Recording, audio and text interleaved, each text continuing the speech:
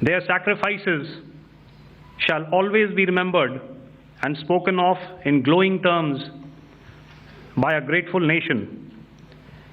We have thus far, ladies and gentlemen, exercised, and my colleague Pramod highlighted this, immense restraint, and our actions have been focused, measured, and non-escalatory.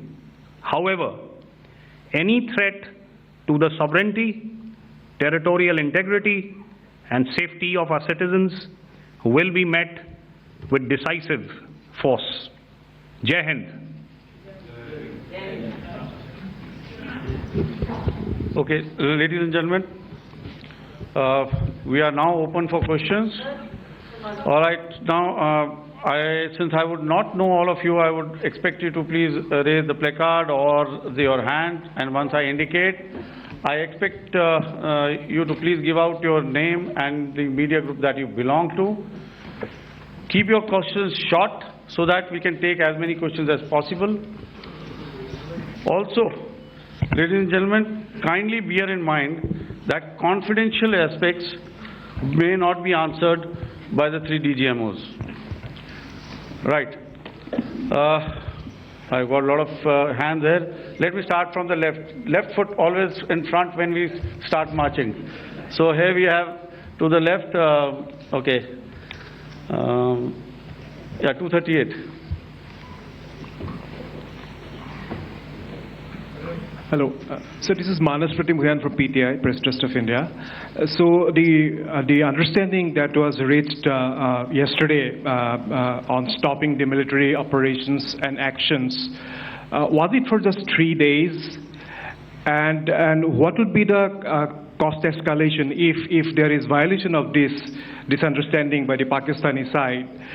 And my subsequent question would be that we have a kind of ceasefire agreement with Pakistan that was finalized in 2003. So will there be some kind of similarities in frameworks between the two kind of understandings, 2003 ceasefire agreement and the current understanding on stopping military operations?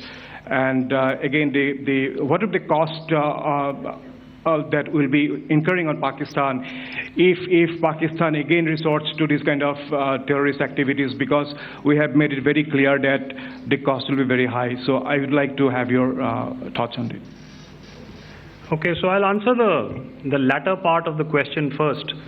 I also want to add that while the initial ceasefire agreement, as you correctly pointed out, is of the 2003 vintage, but I must remind you that in 2021, in the month of February, and this was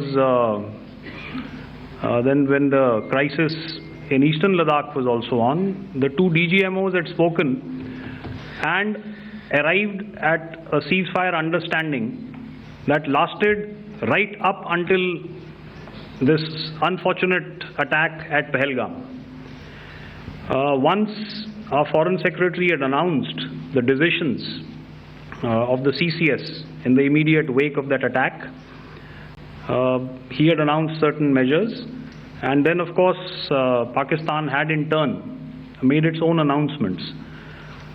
Since then there have been certain violations of this ceasefire understanding, and of course after the 7th of May, like I pointed out during my statement, that there have been numerous violations on the line of control especially, and of course along the international boundary by the Pakistan Army and the Pakistan Air Force.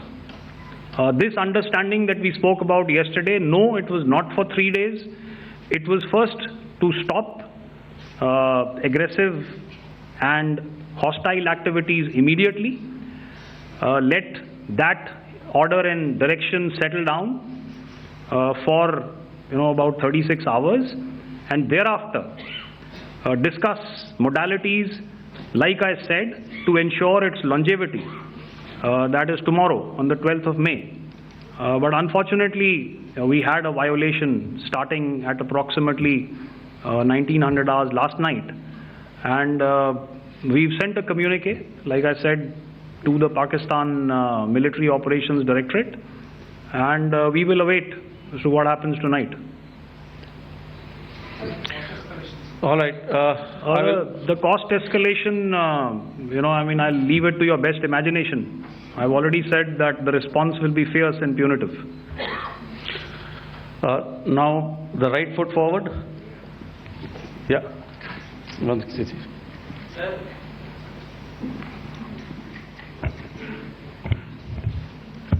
Sir, I am Ajit Dubey from ANI, sir.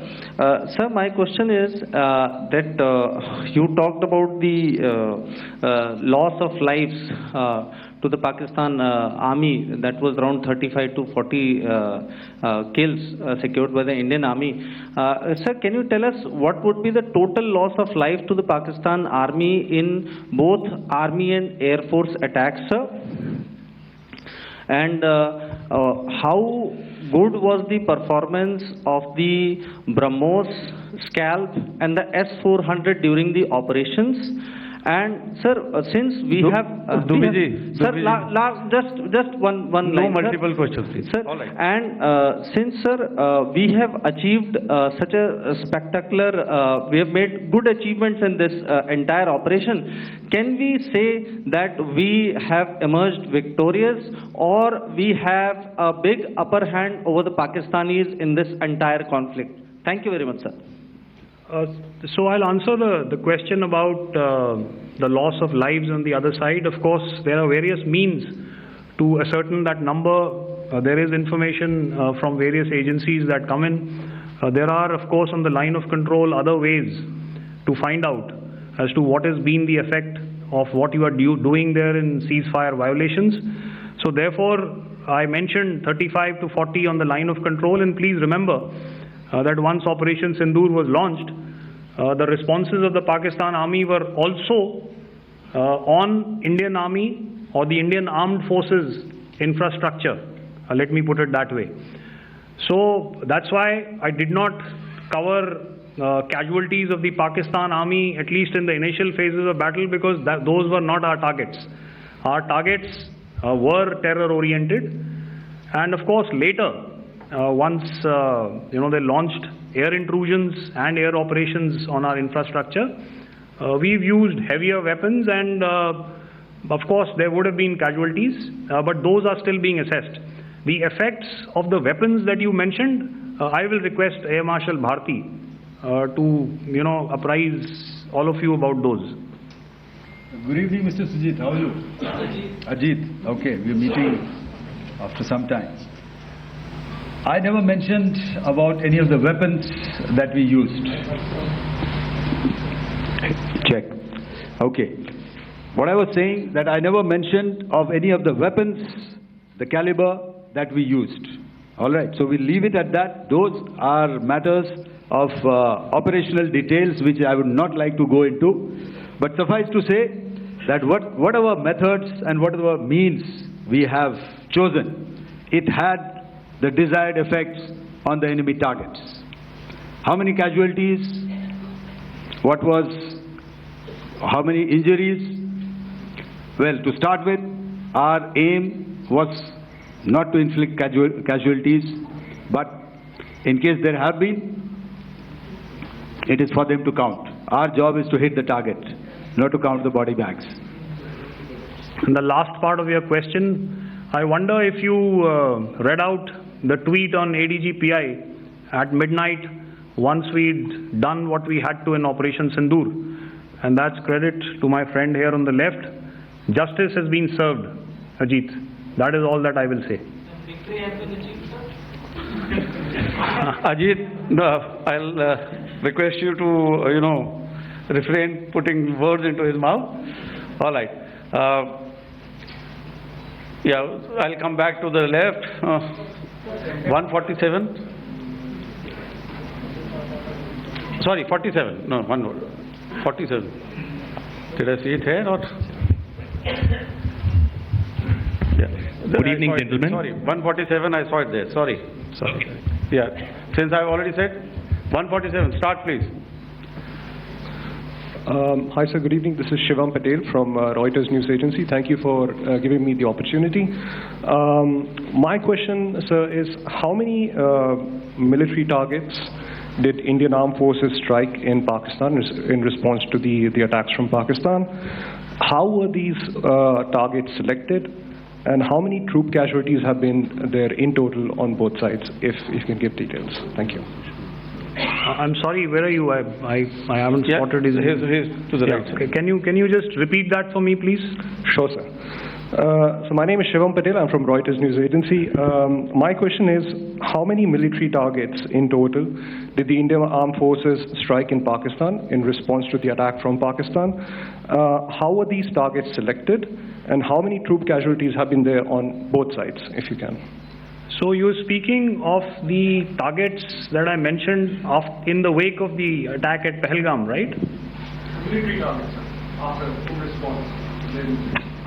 Yeah, I think it's amply clear to everybody here that the Pakistan army has not crossed the international boundary, neither in the plain sector nor on the line of control. So the intrusions have been in the air. There have been certain attempts on the line of control when ceasefire violations have been on to try and infiltrate and carry out and perpetrate activities that we are all very well familiar with.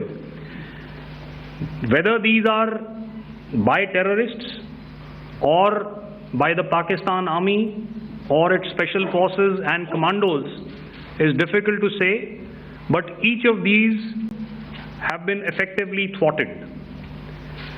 So therefore, as far as engagements of military targets on the other side is concerned, I thought Air Marshal Bharti covered those very well and in detail, and he also mentioned as to how they went about targeting those.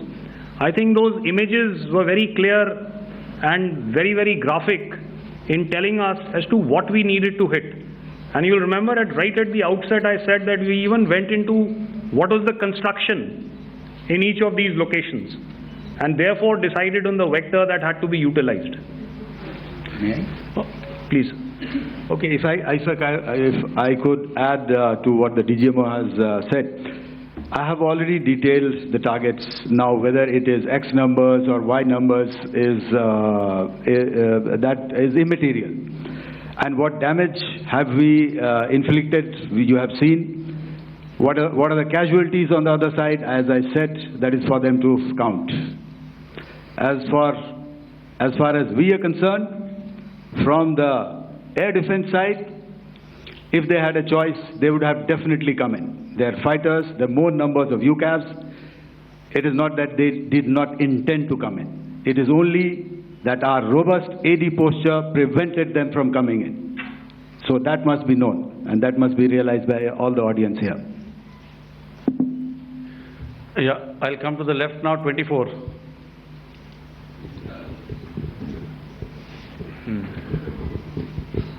Good evening, sir. This is Anvesh Rath from Z. Sir, I wanted to know on the first briefing which was done by FS and two representatives from Air Force and Army, you showed a list where there was 21 places in that list. You have stuck 9. Are more operations going to be held? Is Operation Sindoor still on? And the second question, thank you, sir. Thank you so much. And also, I want to congratulate all three of you for a fantastic operation that you guys have done. Thank you so much. Thank you so much for that one question. Yeah. Sir, the question. Unfortunately, Rath, is that your name? I'm sorry. As far as operational details are concerned, I am not in a position to share those right now. But I think I'll take a cue from Pramod. He said towards the end that the Indian Navy is still in a posture that is deterrent. And I have already made it very clear towards the end of what I said that it's only a couple of hours ago that the Chief of Army Staff has carried out a security review and he's authorized our Army commanders to deal with violations of any kind from across the borders in a manner that they deem fit. So again, to reiterate, the